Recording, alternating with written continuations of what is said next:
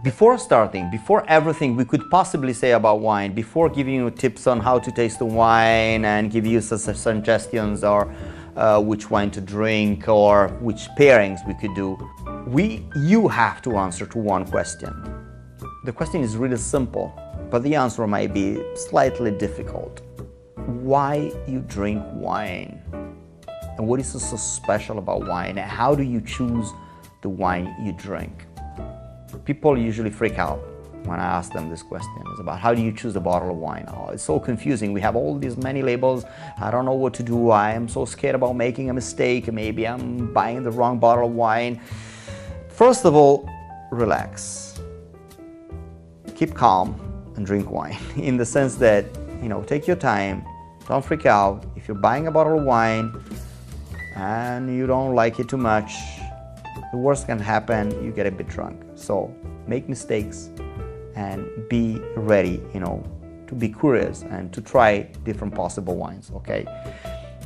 Now let's try to focus on the concept why we drink wine and how do we drink it, okay? My 25 years of wine tasting with people from all over the world, experimenting on myself also, my approach of wine tasting, I actually realized that there are several reasons, I call them circles like this, 1, 2, 3, 4, 5, and then this one here in the center, which is what we care about. This is the real reason why we drink wine, the real reason why wine is so special. But we're gonna get into it in a while. Let's start from the biggest circle, this one here. We drink wine to get drunk. Yes, that's a sad story, but wine contains alcohol. That's why we like it. And I think that if you drink wine because you want to get drunk, you are wasting money. You want to get drunk, there are cheaper ways to do that. You can buy a magnum bottle of tequila from the local liquor store or supermarket.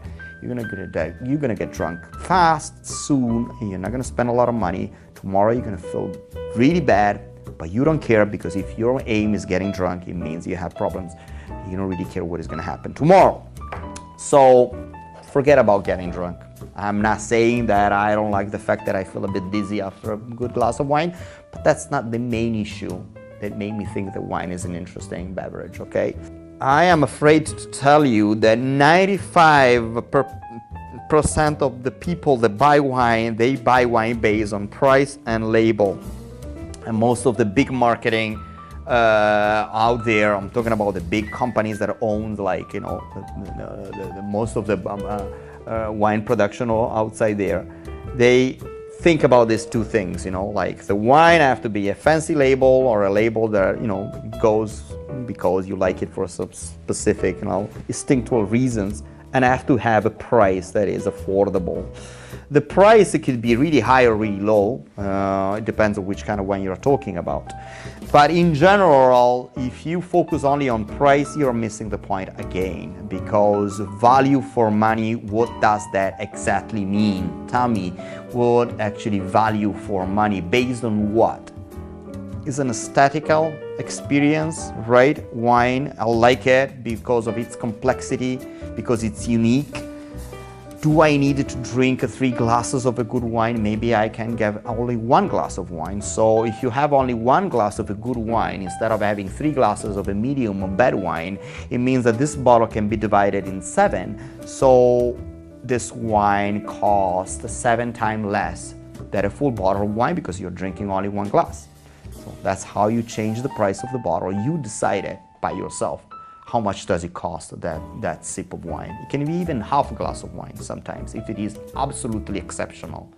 Wine is made of layers and complexity, okay? More is complex, more is the pleasure, in my opinion. And more is complex, less you have to drink it. And so you can have even half a glass of wine and have an incredible pleasure that can last for the entire evening. Then after that, you can get drunk with tequila. But you've been at least prepared your dinner or your party with a beautiful sense on your taste buds, okay? So price and labels, you know what? I can tell you a couple of rules as about try not to spend less than $10 because a bottle of wine, the glass costs €1. the cork another 70 cents, even in euro. This label 70 cents, maybe this thing that declare that is coming from a controlled denomination of origin, it costs like $3-4. So a $10 bottle of wine, usually the wine inside is for free. So not do that, okay? Don't buy cheap stuff. Don't buy industrial wines if you can. Don't spend too much money on wine, because unless you really know what you're buying, in my opinion, most of the markup on the wine is based on reviews and evaluations made by corrupted wine journalists. I'm not going to say any name like Robert Parker, but nothing against Robert Parker, but I'm saying in general that you're somehow following someone else's palate, which is not a good thing, okay? Of course, in our wine club, we select the wine for you, but our main issue is to not teach you, but to let you experience how to develop your own taste, okay? The main character is not we are selecting. It's not about we are selecting the wine. It is about getting in touch with the winemaker. So forget about price and label. We drink wine because it's fancy. This is a bit of a tricky thing, yeah? Yes, there is a kind of a snobbish part of related with the wine, the history of wine. It has always been like this, at least in the last 200-300 years, but probably even before. Wine used not to be for the mass. It was only for the priest, for example, during the Catholic. It was actually during the Egyptian times, for example, the ancient Egyptians, only the priests and the pharaohs could drink wine, because it was not available every day. The beer was available every day, but the wine not. And so it became something a bit more. Then possibly with the Catholic rituals, it became the blood of Christ, and so you feel like, that's why we're dressed in black like priests sometimes. So in my opinion, we should have more a Dionysus and Bacchus approach on wine. It is about having an approach in which the wine is good because it's part of a social ritual experience, okay? So something to share, okay? So the fanciness of the wine, I would say at the end, who cares? I like to be fancy sometimes and to show off, but sometimes I do show off. I am a typical snobbish sommelier, I would say, but I don't like the side of my role. I don't like that part of my job, and I personally don't like professional sommelier. Most of the time, we tend to put our attitude in front of our experience, and this is usually wrong. What is reason why we drink wine? What is actually the core, most important thing is about it? Why we drink wine and not beers, which I love, by the way, but what makes actually wine so different? The answer is this one. Soul. What I love about wine is the soul behind it. Is the human being who made it. Is the place where it's coming from. Is the cultural side of it. Is the fact that every single bottle of wine is different based on the vintage, on the soil, on the climate, on the age of the vineyard, on the expertise of the winemaker. That every single bottle of wine is a cultural, more than everything, experience. So it's not just about getting drunk, it is not about being fancy, it's not about saving or spending money. It is not about the label, it's what's inside of it. It's a vehicle.